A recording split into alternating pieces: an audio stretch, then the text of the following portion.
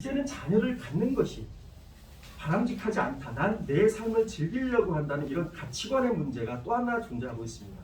그리고 또 하나 나타나는 요인이 어떤 거냐면 사회 지나친 경쟁 체제, 사회 물질 중심주의라는 부분입니다. 이 사회를 살아가면서 이 경제 생활 중심으로 생각하다 보니까 자녀를 낳고 키울 때의 여러 가지 경제적 어려움을 내가 감당하고 싶지 않다 하는 이런 인식들이 있던 겁니다.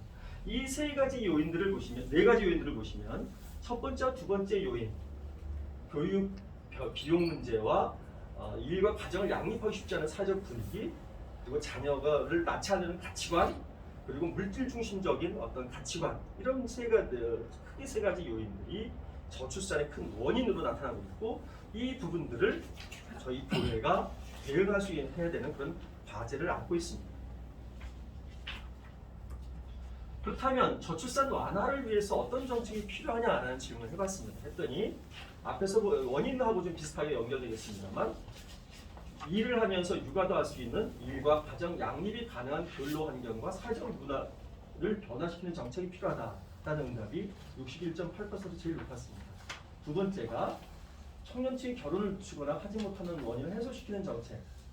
세 번째가 출산과 양육에 드는 비용을 줄여주는 정책. 네 번째가 어린이집과 육아시설을 늘리고 높은 돌봄 서비스를 제공하는 정책이었습니다. 이 정책들을 보시면 일을 하면서 육아도 할 수 있는 일, 가정 양립이 가능한 환경과 문화를 만든다는데, 이 부분은 여러분 보시면 네 번째 나타나고 있는 육아 돌봄 서비스를 제공하는 정책과 상당 부분 밀접하게 연관되어 있습니다.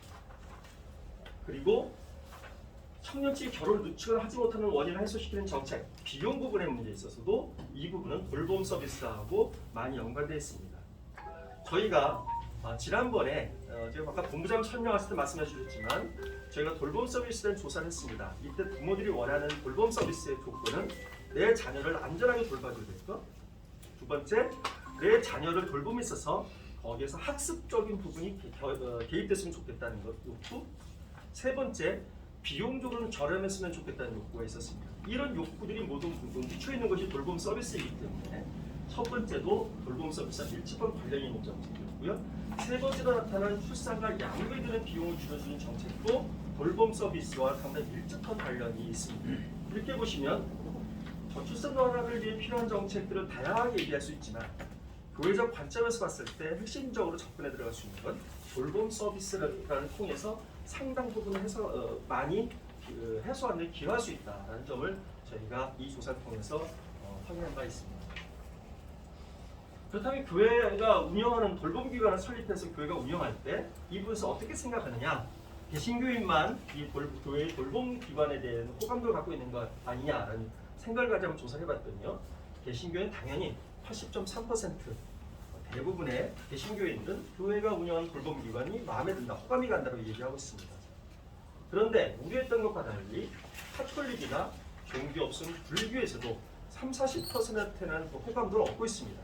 이 부분은 당연히 개신교는 적지만, 그러나 다른 종교라는 것을 감안하면 30-40%의 호감도도 결코 낮은 수치는 아니라고 생각이 됩니다. 그렇다면 이 호감도를 가지고 있는데 교회가 운영하는 돌봄기관을 내 자녀를 보내서 이용할 의향이 있느냐라는 질문을 해봤습니다. 했더니 개신교회는 당연하게 대부분이 다 이용할 의향이 있다고 얘기를 하고 있습니다. 근데 카톨릭과 불교도 한 30% 내외 정도가 이용할 의향이 있다고 이야기를 하고 있습니다. 요건 저희가 지난번에 돌봄기관에 대한 조사를 할 때도 동일하게 저희가 확인했던 건데요. 교회에서 운영하는 돌봄기관이 제공하는 서비스가 충분히 경쟁력을 가지고 있고 부모들이 만족할 만한 높은 수준의 서비스를 제공한다면 다른 종교에서도 교회가 운영하는 돌봄기관을 이용할 의향이 상당히 존재한다는 것을 지난번에도 확인했고 이번 조사에서도 저희가 확인할 수 있습니다. 그렇다면 이런 교회의 돌봄기관 운영이 출산율 제고에 도움이 되겠느냐? 도움이 된다고 얘기하고 있습니다. 저희 개신교인들 중에 70.2%가 이렇게 응답했고, 이걸 어떻게 보면 당연하다고 할 수 있겠죠. 같은 개신교 내에서 얘기하는 거니까요. 하지만 카톨릭과 종교 없다고 하는 분들 불교에서도 도움이 된다고 응답한 비율이 30% 이상을 상회하고 있습니다. 이상 조사 결과를 가지고 다시 한번 몇 가지 결론과 시사점 한번 찾아보겠습니다. 첫째로 개신교인의 기혼자들의 총 자녀 수가 가장 많았고 이혼자의 결혼 의향률은 높았습니다. 개신교인 가운데에서 기혼자들은 자녀 수도 많이 기대하고 있었고 결혼 의향률도 높았습니다. 그렇지만 출산 의향을 통해서 실현하지 못하는 부분들이 있습니다. 이런 문제점을 파악하고 개선할 필요성이 있습니다. 특히 출산과 육아를 할 수 있는 사회환경 조건을 개선시켜주려고 되고 과도한 교육비, 보육비를 개선해야 될 필요성이 제기가 됩니다. 세 번째로 개신교인들이 자녀 결혼에 대한 의향도 높고 기대하는 자녀 수도 더 높은 것은 그 이유는 우리 개신교 자체가 결혼과 출산에 대해서 긍정적으로 가르치고 있기 때문에 그렇습니다. 이런 인식들이 형성이 되는 겁니다.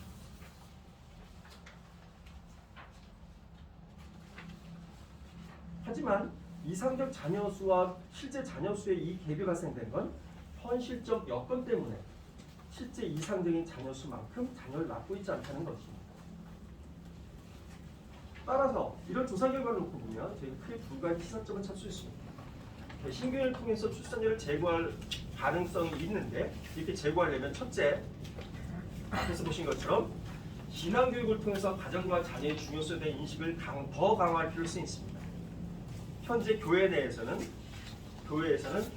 가정과 자녀의 중요성에 대해서 가르치고 있는데 이 부분이 현재 다른 종교에 비해서 개신교인들이 출산과 가정에 대해서 더 긍정적인 태도를 형성하고 있기 때문에 이 부분을 더 강화할 필요성이 있다는 겁니다. 두 번째로는 이상적 자녀 수와 현실적 자녀 수의 이 갭의 차이를 줄이기 위해서는 그런 사회 경제적 조건 부분에서 해소를 해줘야 되는데 바로 이 해소할 수 있는 것을 교회가 돌봄 기관을 운영함을 통해 가지고 출산과 양육의 환경을 개선시켜주면 이 부분이 출산율 제고에 도움이 될 수 있다. 이번 조사를 통해서 확인한 바입니다. 지금까지 이번 조사 결과를 좀 말씀드렸고요. 또 자세한 궁금하신 거는 좀 이따가 질의 시간에 다시 한번 확인해 보도록 하겠습니다. 이상입니다. 네, 고맙습니다.